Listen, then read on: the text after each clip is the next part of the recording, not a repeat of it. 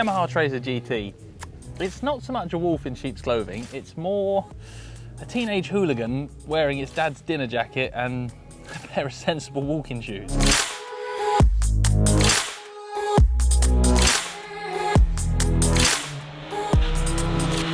It's an interesting bike. So you start with this MT-09, which is a bit of a hooligan machine, a wild wheelie, skids and jumps. In the video, you know. If you haven't, go and watch what the normal one's like. So this Tracer 9 actually still retains a bunch of that stupidity, but then dresses it up in arguably very grown-up clothing. Now, I tested the very first of the MT-09 Tracers a million years ago, and that was very much still the hooligan bike, but with some bodywork and a little nudge towards practicality. They've definitely made the Tracer GT a more practical, more useful sports touring bike, but it's nice that kind of lying under the surface, they've kept the nuances and the little childish bits that make an MT-09 a fun bike to ride. This was very much taster, suck it and see spin on the Tracer GT. We didn't get a chance to put big miles on it. We got a chance to have a play, have a rip round some fun roads and see what it's all about.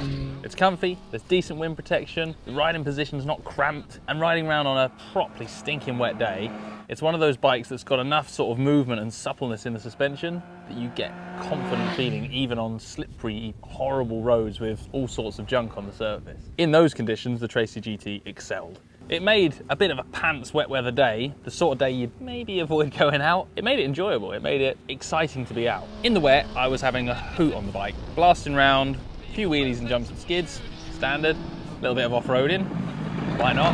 The MT-09 was a brilliant bike, and the Tracer GT in those conditions just makes it a bit more usable, a bit more fun, a bit more rideable when the weather's against you. When things turned around, when it got sunny, warm, roads dried out and we got some blinding roads to play on, I did find myself crashing foot pegs into the floor, running out of ground clearance. Chassis-wise, the control of the suspension was brilliant, but the ground clearance and the ride height were the first things to kind of call stop to the play. And I can't decide if that's because it's a very sensible bike that the hooligan edge takes over, or if it's a hooligan bike that the sensible bit gets in the way.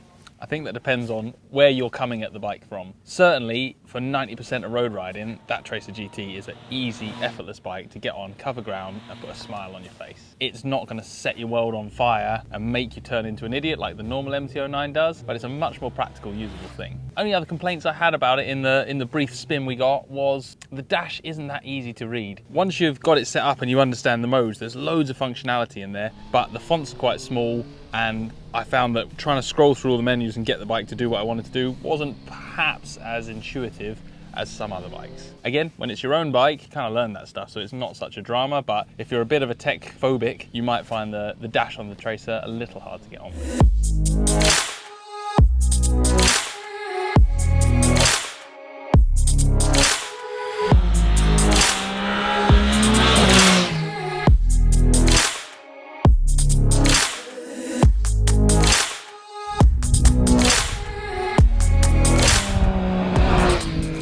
Massive adjustable screen, handguards, big squishy comfy seat, Kayaba's electronic suspension, the semi-active damping adjustment, which actually I have to say it's incredible because quite often a touring bike like this or a sports tourer, they're always making a compromise between being stiff enough for sport and soft enough for touring. And this one seems to have done the balance pretty damn well. Because it can adjust itself, it feels firm and taut when you're in these fast flicky bends, popping over these crests, but then it never feels rough and harsh on a bumpy section of road, which is very well and good. Clever stuff.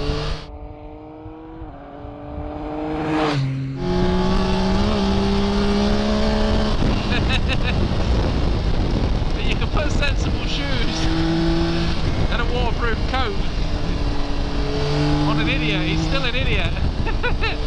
And so the MT-09 underneath all the practical footwear still shines through. It's still got that lunatic edge. It's definitely numb compared to the pure MT-09, but it's such a practical, more usable bike. Horrible, horrible wet, windy day. and I couldn't be happier. It's not as crazy as an MT-09. It's not as comfortable as an FJR. For some people, it's going to be a Goldilocks bike. It's going to be a bike that has got the mischievous, childish side, but is very practical and very useful every day. If you hit that balance right and the bike works for you, you will absolutely love it. I've got quite a few friends who bought the first Tracers, and for them it was exactly the right balance of stupidity and practicality. So the great step forward with the Tracer 9 is all those refinements, all those improvements and upgrades they put into the stock MT-09 to calm it down is the wrong word, but to make it a more practical, more usable road bike, a bike that doesn't shake its bars everywhere, a bike that doesn't have kind of twitchy supermoto tendencies. That stuff's now carried over into the Tracer 9, which means ultimately the Tracer 9 and Tracer 9 GT are far better suited as sports touring road bikes than the old MT-09 Tracer was. They've definitely lost a little bit of that fun edge, but they are solid planted bikes that work well, and at the end of the day, it's still got that blinding engine. It's still gonna make you do wheelies. It's still gonna put a smile on your face. If you're after a bike that is practical, comfortable, and has a little bit of a mischievous edge lurking beneath, then the Tracer 9 is well worth a look. The electronic suspension works fantastically, it has decent rider modes, decent rider aids, and will carry your luggage across the Wales in the pouring rain. Happy days.